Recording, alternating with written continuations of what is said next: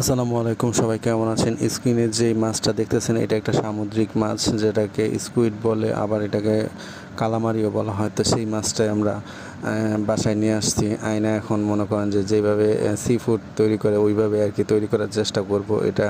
তো অবশ্যই আপনার সম্পূর্ণ ভিডিওটা দেখবেন কেমন হয়েছে।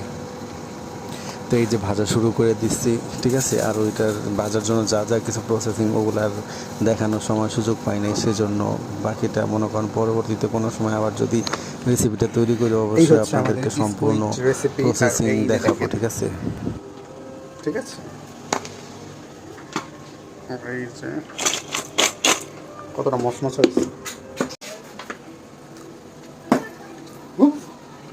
তেল ছিটে দেখছেন।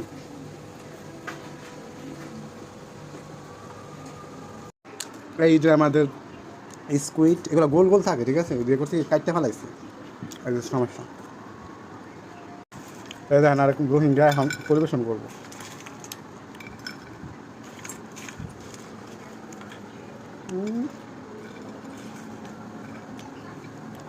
দুঃখিত, আমাদের স্কুইডগুলো গোল গোল হয় না, কারণ কেন জানেন?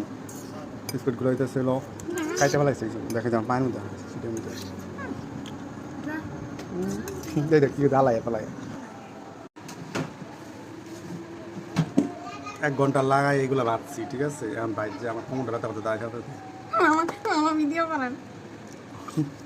আগ্রহী দেখেন কি করছে, আরেক রোহিঙ্গা সব কিছু বানানো শেষ, খাওয়া দাওয়া শেষ, ঠিক আছে। ওইখান থেকে জোর করে কাউরে খাইতে দিতেছে না, না দিয়ে যে এখন এটাকে পরিবেশন করার জন্য আর এই যে এখানে একটা প্লেট আইনে সে সাজায় মনে করেন যে বলতেছে এখন ভিডিও করেন, ঠিক আছে। তো অবশ্যই সবাই এই মাছটা, এটা মাছ বলে না কি বলে আমি জানি না, মাছই তো হবে সাগরের।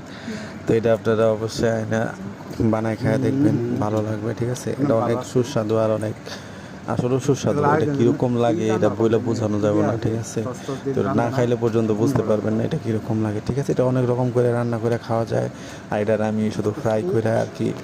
আর এই সি ফুডটা বেশিরভাগই এরকম ডিপ ফ্রাই করে খাওয়া হয়। আমি অনেক ফুড ব্লগারদেরও দেখছি আর নানান রেস্টুরেন্টও দেখছি এটা এইভাবে আর কি বেশিরভাগ। এটা গোল গোল থাকে, তো এটা গোল ছিল না আর কি, কাইটা ফেলানো হয়েছে। তো যাই হোক, অবশ্যই আপনারা বাসায় রেসিপি তৈরি করে খেয়ে দেখবেন। সামুদ্রিক মাছ পেয়েছে যে কোনো এখানে পাওয়া যাবে।